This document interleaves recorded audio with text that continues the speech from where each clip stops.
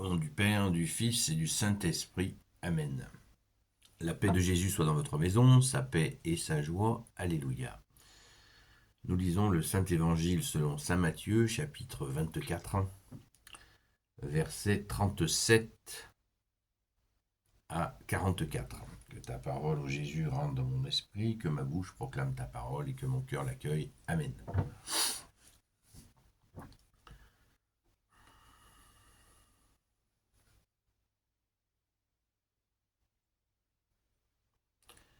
La venue du Fils de l'homme rappellera le temps de Noé. Quelques jours encore avant le déluge, les gens mangeaient, ils buvaient, hommes et femmes se mariaient. Jusqu'au jour où Noé entra dans l'arche. Ils n'ont rien su jusqu'à ce que vienne le déluge et il les a tous emportés. Ce sera pareil pour la venue du Fils de l'homme. Alors, de deux hommes dans un même champ, l'un sera pris, l'autre laissé.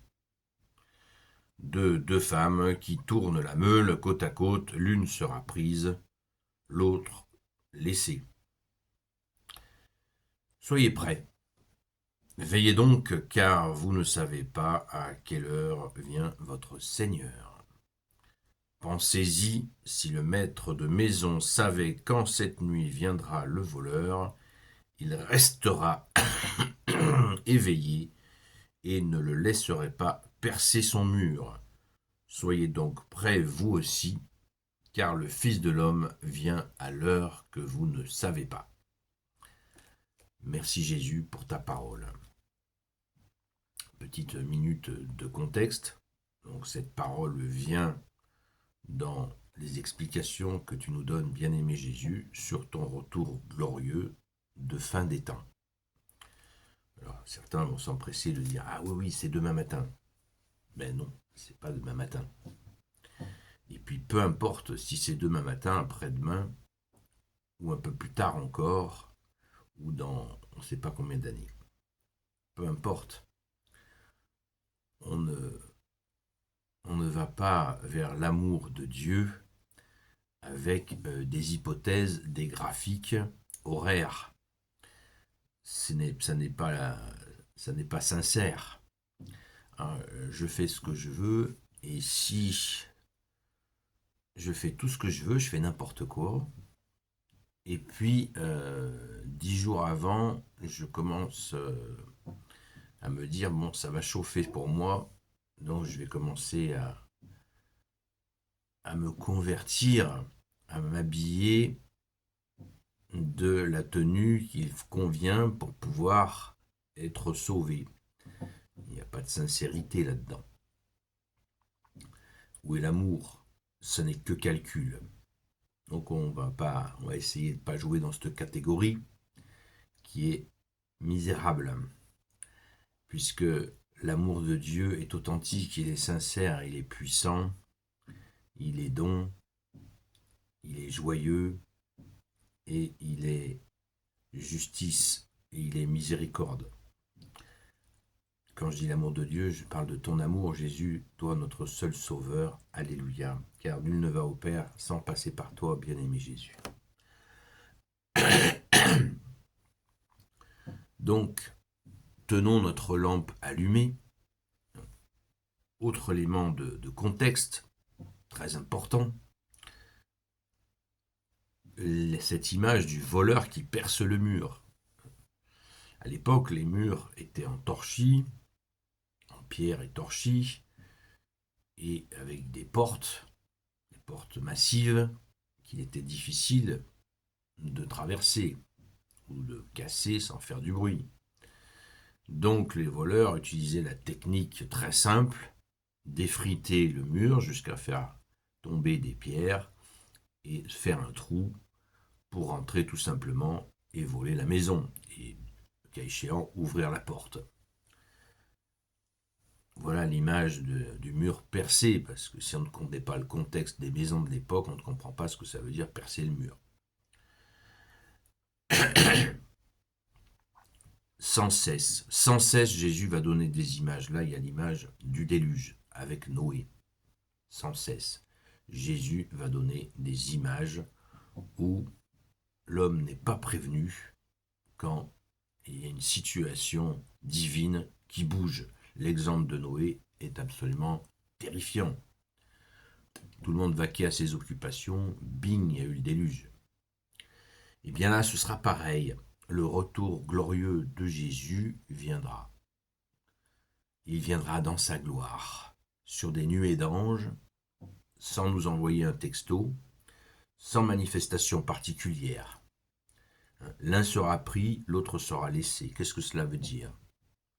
Eh bien, ça veut dire que celui qui se sera préparé à accueillir ton amour, Jésus, sera pris, sera saisi dans la miséricorde, dans ce bonheur d'être accueilli par Dieu lui-même, puisqu'il a été fidèle, et l'autre sera laissé.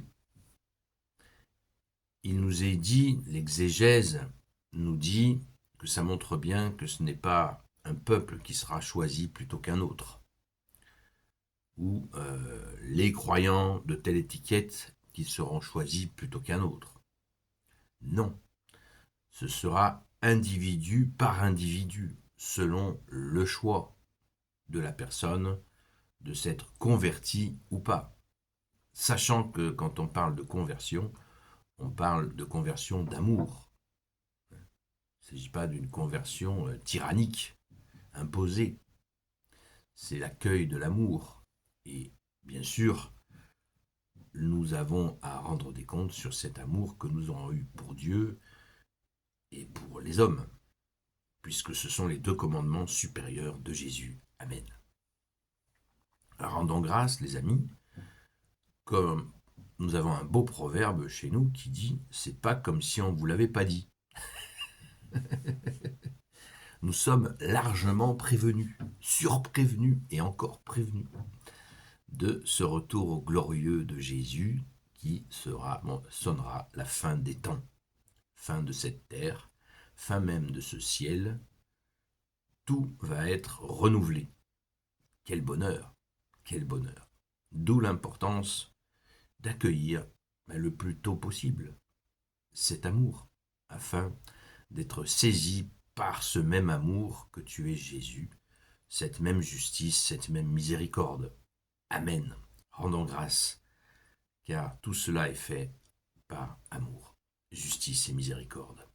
Gloire au Père, au Fils et au Saint-Esprit, maintenant et toujours et pour l'éternité. Amen. Et nous avons des alliés dans ce parcours.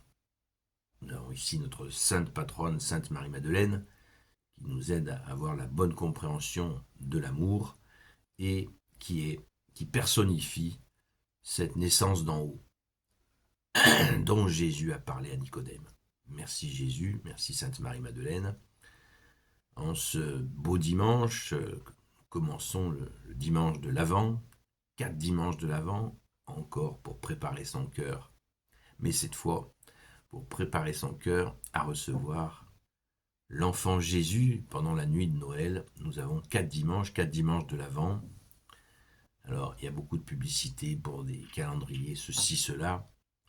Le plus important, c'est de préparer son cœur pour recevoir l'enfant Jésus pendant la messe de minuit. C'est ça Noël. Noël, c'est ça, c'est notre cœur qui peut se renouveler dans notre amour pour toi, Jésus, pendant la nuit de Noël. Merveilleux anniversaire de ta naissance, bien-aimé Jésus. Alors courons, comme chaque dimanche, courons à la Sainte Messe pour commencer en ce beau dimanche à préparer notre cœur à recevoir cet enfant Jésus pendant la nuit de Noël. Courons, courons et accueillons cette grâce que nous avons de pouvoir être auprès de toi chaque dimanche. Je vous souhaite donc une sainte messe. Je vous donne rendez-vous pour ce qui est du direct sur TikTok, sur le compte Seul Jésus Sauve.